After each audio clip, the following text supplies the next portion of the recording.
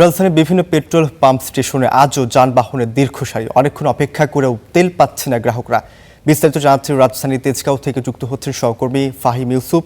আমরা ইউসুফের সাথে যুক্ত হব। ইউসুফ, যেমনটি বলছিলাম, তেল সংকট কিন্তু দিন দিন বেড়েই চলেছে। কি অবস্থা দেখছেন তেজগাঁও? সেখানকার ফিলিং স্টেশনের কি অবস্থা?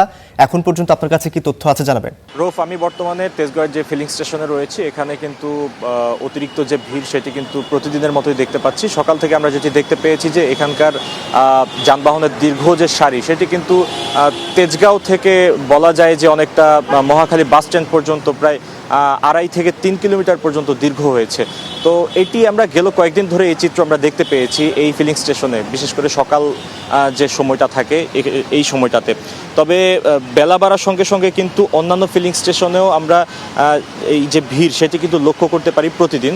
তবে সকাল থেকে আমরা যেটি দেখতে পেয়েছি, বেশিরভাগ ফিলিং স্টেশন কিন্তু এখন পর্যন্ত বন্ধ রয়েছে, যেহেতু জ্বালানির এক ধরনের সরবরাহ কম থাকার কারণে কিন্তু ফিলিং স্টেশন মালিকরা বলছেন এখন পর্যন্ত তারা জ্বালানি প্রয়োজন যতটুকু সে প্রয়োজন অনুযায়ী অনেকটা কমই পাচ্ছেন, যার ফলে তাদের যে মজুদ সেটি দ্রুত ফুরিয়ে যাওয়ার ফলেই কিন্তু তাদের বন্ধ করে দিতে হচ্ছে নির্দিষ্ট সময় পরপর। এর ফলে গতকাল সন্ধ্যার পর কিন্তু বেশিরভাগ ফিলিং স্টেশনে কিন্তু একে একে বন্ধ হয়ে যেতে দেখেছি।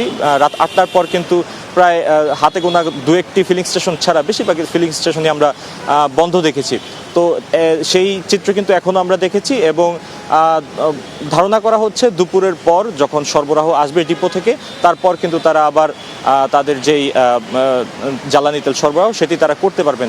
তবে জ্বালানি তেলের শুধু যে জ্বালানি তেলের সংকট বিষয়টা এমন, এর পিছনে গ্রাহকরা যেটি দাবি করছেন যে অনেক সময় দেখা যায় যে মধ্যপ্রাচ্য সংকট একটি কারণ, পাশাপাশি অনেকে ধারণা করছেন যে অবৈধ মজুতের ফলে কিন্তু এ ধরনের একটি কৃত্রিম সংকটও হতে পারে। তো সেই জায়গা থেকে সরকারের উচিত তাদের বিরুদ্ধে ব্যবস্থা নেয়, এমন দাবি কিন্তু গ্রাহক এবং বিক্রেতা তারা কিন্তু করছেন। তবে যেটি আমরা দেখতে পেয়েছি যে বেশ কিছু জায়গায় এখনও রেশনিং করে দেওয়া হচ্ছে। বিশেষ করে আমি বর্তমানে এখানে যে পাম্পটিতে রয়েছি, এখানে কিন্তু আমরা গেল সময়গুলোতে আমরা দেখতে পেয়েছি যে কোনো রেশনিং ছাড়া এখানে তেল দেওয়া হচ্ছে। তবে আজকে আমরা যেটি দেখতে পেয়েছি, এখানে কিন্তু রেশনিংয়ের যে মাত্রা সেটি কিন্তু অনেকটাই বাড়ানো হয়েছে এবং এখানেও বর্তমানে রেশনিং করে দেওয়া হচ্ছে। বাইকের জন্য তারা সীমা বেঁধে দিয়েছে 1000 টাকা পর্যন্ত। তবে গ্রাহকদের যে দীর্ঘ সময় পর তেল পাওয়া, এই দীর্ঘ সময় পর কিন্তু তারা আসলে রেশনিং করে তেল নিতে চান না, অনেকেই দেখা যায়। তো সেই জায়গা থেকে তাদের মধ্যে এক ধরনের ক্ষোভের বহিঃপ্রকাশও হতে দেখেছি। এই ছিল জ্বালানি নিয়ে আমার কাছে সবশেষ তথ্য। ফাহিম, আপনাকে ধন্যবাদ।